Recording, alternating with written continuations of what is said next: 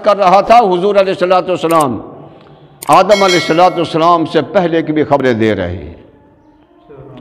آدم علیہ الصلوۃ والسلام کے پہلے کی خبریں، پھر حضور علیہ الصلوۃ والسلام مدینہ کی زمین پر بیٹھے ہوئے مسجد نبوی کے اندر حضور جنت کی خبریں دیتے ہیں، اور حضور عرش اولیٰ کی خبریں دیتے ہیں۔ تو پتہ چلتا یہ استاد کتنا قابل ہے۔ پھر یہاں تک حضور علیہ الصلوۃ والسلام آنے والے زمانے کی خبریں دیں، میرے بعد کیا ہوگا، اس کے بعد کیا ہوگا، اس کے بعد کیا ہوگا۔ اور آج جو فتنوں کا دور ہے، حضور علیہ الصلوۃ والسلام نے ان فتنوں کی بھی خبر پہلے دے دی ہے۔ ایسے ایسے فتنے پیدا ہوں گے، حضور نے اس وقت پہلے خبر دے دی، آج سے 15 صدیاں پہلے خبر دے دی۔ پھر قیامت تک حضور نے دجال کی خبر حضور نے دی، یاجوج ماجوج کی خبر کس نے دی؟ حضور نے دی۔ اور جو آگ نکلے گی ایک جسم کو ہانک کر لے جائے گی، حضور نے خبر دی۔ امام مہدی کی خبر کس نے دی؟ اور اسی طرح حضرت عیسیٰ کے آنے کی خبر کس نے دی؟ دعوت الارض کی خبر کس نے دی؟ یہ سب خبریں حضور نے ہی دی ہیں۔ قیامت تک حضور خبریں دے رہے ہیں۔ اس لیے تو ہم کہتے ہیں عالم ما کانا و ما یکون، جو کچھ ہو چکا ہے نبی اسے بھی جانتا ہے، اور جو کچھ ہونے والا ہے نبی اسے بھی جانتا ہے۔ پھر قیامت کیسے برپا ہوگی؟ حضور نے دن بتا دیا اور مہینہ بھی بتا دیا، جمعے کا دن ہوگا اور مہینہ محرم کا ہوگا، اس قیامت آئے گی۔ لیکن حضور نے سن نہیں بتایا، کیونکہ یہ اللہ کا راز تھا۔ نشانیاں حضور نے ساری بتا دی کہ قیامت، قرب قیامت فرمایا بیٹا ماں باپ سے جدا ہو جائے گا، کوئی ادب و احترام نہیں کرے گا، بھائی بھائی کا دشمن ہو جائے گا، دوست دوست کا دشمن بن جائے گا، لوگ عورتوں کے غلام بن جائیں گے، ماں باپ کو بھول جائیں گے۔ یہ سب حضور نے خبریں دی۔ کس نے؟ حضور نے۔ قیامت تک سب خبریں حضور نے دی۔ پھر قیامت تو کجا رہی، حضور نے قیامت کے بعد کی خبریں بھی دی۔ قبر کے اندر کیا ہوگا، حضور نے یہ بھی خبریں بتا دی۔ میدان معاشر کے اندر کیا ہوگا، حضور نے وہ بھی خبریں بتا دی۔ حالانکہ ابھی تک میدان معاشر برپا نہیں ہوا، خدا جانے کب برپا ہوگا، لیکن اللہ کے نبی نے وہ بھی خبریں دے دی میدان معاشر میں کیا کیا ہوگا۔ پھر یہاں تک حضور علیہ الصلوۃ والسلام نے قربان جائیں نبی پر، فداک امی و ابی۔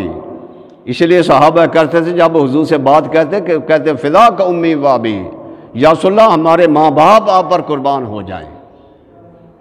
پھر میدان معاشر 50,000 سال کا دن، وہ خبریں اللہ کے نبی نے دی۔ پھر حضور نے یہ فرمایا، حدیث پاک کو اٹھا کر دیکھیں، حضور علیہ الصلوۃ والسلام نے فرمایا سب سے آخر میں جو دوزخ سے بندہ نکل کر جنت میں جائے گا، سب سے آخر میں، یعنی جنتی جنت میں چلے جائیں گے، دوزخی دوزخ میں چلے جائیں گے، اور سب بعد میں شفاعت کرنے سے لوگ جہنم میں نکل کر جنت میں چلے جائیں گے۔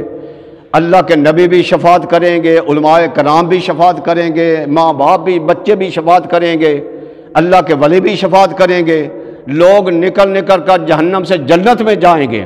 اور حضور فرماتے ہیں سب سے آخر بندہ جو جہنم سے نکل کر جنت میں جائے گا، حضور فرماتے ہیں میں اس کے نام کو جانتا ہوں، اس کے باپ کو جانتا ہوں، اس کے خاندان کو جانتا ہوں۔ اور پھر کیسے وہ نکل کر جائے گا، حضور نے وہ بھی بتا دیا۔ حضور نے فرمایا نام کو جانتا ہوں، اس کے باپ کے نام کو، اس کے خاندان کو۔ پھر وہ کیسے نکل کر جہنم سے جنت میں جائے گا، حضور نے وہ بھی طریقہ بتا دیا، وہ بھی حضور نے بتا دیا۔ حضور علیہ الصلوۃ والسلام فرماتے ہیں کہ سب سے آخری جو جہنم سے بندہ نکل کر جنت میں جائے گا نا، تو جہنم کے کنارے پر ہوگا، جہنم کے اندر عرض کرے گا مولا تو مجھ پر مہربانی کر دے، مجھے یہ جہنم سے نکال کر باہر کنارے پر بٹھا دے، تیری بڑی مہربانی ہوگی۔ رب کی بارگاہ میں درخواست کرے گا، رب فرمائے گا ٹھیک ہے ابن آدم، اب اس کے علاوہ تو اور کوئی چیز نہیں مانگے گا نا؟ عرض کرے گا مولا بس یہی چیز مانگتا ہوں، مجھے جہنم سے نکال کر باہر کنارے پر بٹھا دے۔ رب اسے کہے گا ٹھیک ہے تو کنارے پر آ جا، کنارے پر آ جائے گا۔ اب وہ جہنم کی طرف دیکھے گا، اسے ڈر لگے گا، دوسری طرف دیکھے گا کہ ایک درخت اسے نظر آئے گا، اس کی چھاؤں بھی ہوگی، کچھ دیر تو صبر کرے گا، پھر کہے گا مولا میں جہنم کی طرف دیکھتا ہوں، مجھے ڈر لگتا ہے، اگر تیرا حکم ہو جائے تو میں اس درخت کے نیچے چلا جاؤں۔ حضور فرماتے ہیں میں درخت کے نیچے چلا جاؤں؟ رب فرمائے گا ابن آدم تو وعدہ خلافی کتنا کرتا ہے، ابھی تو نے میرے ساتھ وعدہ کیا تھا میں اور کوئی نہیں مانگوں گا، لیکن پھر تو سوال کر رہا ہے۔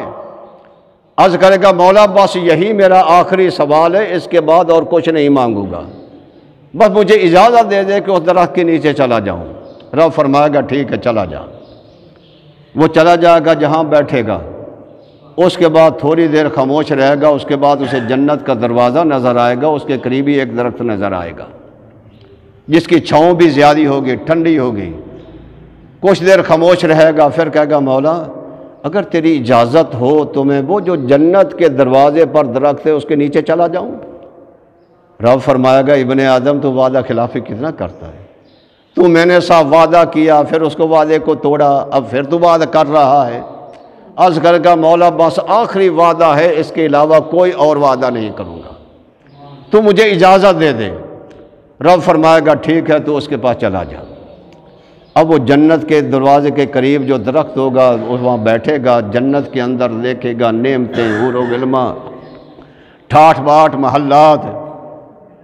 کچھ دیر تو صبر کرے گا، صبر کرنے کے بعد پھر وہ عرض کر گا مولا اگر تیری اجازت ہو تو اے دروازے کے میں اندر چلا جاؤں۔ تو حضور علیہ الصلوۃ والسلام فرماتے ہیں کہ رب کی رحمت اس وقت جوش میں آئے گی۔ رب فرمائے گا کہ میرے بندے ساتوں آسمان اور ساتوں زمینیں جتنی جنت جو ہے میں نے تیرے حوالے کر دی ہے، ساتوں آسمان جتنی اور ساتوں زمینوں جتنی جنت میں نے تیرے نام لگا دی ہے۔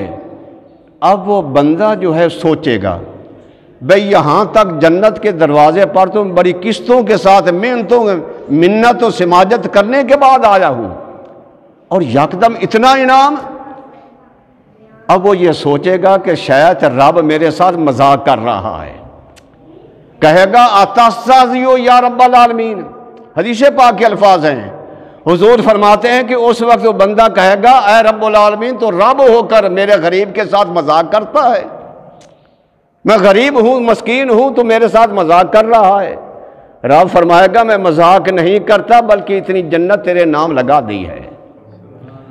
تو یہاں اللہ جل مجدہ حضور فرماتے ہیں رب تبسم فرمائے گا، جب وہ یہ کہے گا نا کہ تو رب ہو کر میرے ساتھ مذاق کرتا ہے، رب اس وقت تبسم فرمائے گا۔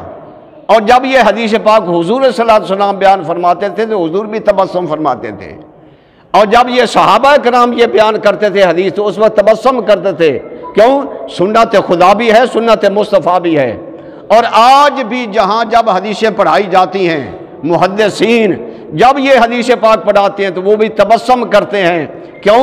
یہ اللہ کی بھی سنت ہے، نبی کی بھی، اور صحابہ اور تابعیوں کی بھی سنت ہے۔ تو حضرات محترم حضور علیہ الصلوۃ والسلام کیا فرماتے ہیں کہ یعنی کہ آخری بندہ جو نکل کر جہنم سے جنت جائے گا، حضور فرماتے ہیں میں اسے بھی جانتا ہوں۔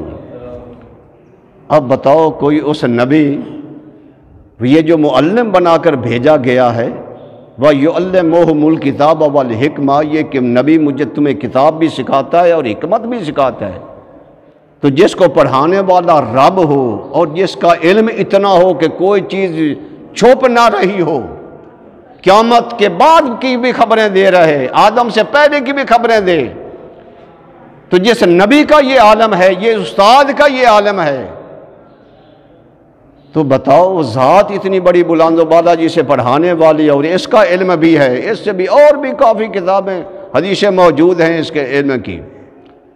اور پھر اس کے بعد استاد کی قابلیت کا پتہ اس وقت چلتا ہے کہ جو اس کے شاگرد ہیں ان کو دیکھ کر پتہ چلے کہ یہ استاد کتنا قابل ہے۔ اب جس کو اس نبی نے پڑھایا ہے اب ان کی قابلیت، وقت ہو چکا ہے، آئندہ جمعے انشاءاللہ عرض کریں گے۔ اللہ جل مجدہ ہم سب کو قرآن مجید اور حدیث مصطفیٰ سننے کی، سمجھنے کی اور عمل کرنے کی توفیق عطا فرمائے۔ وآخر دعوانا ان الحمد للہ رب العالمین۔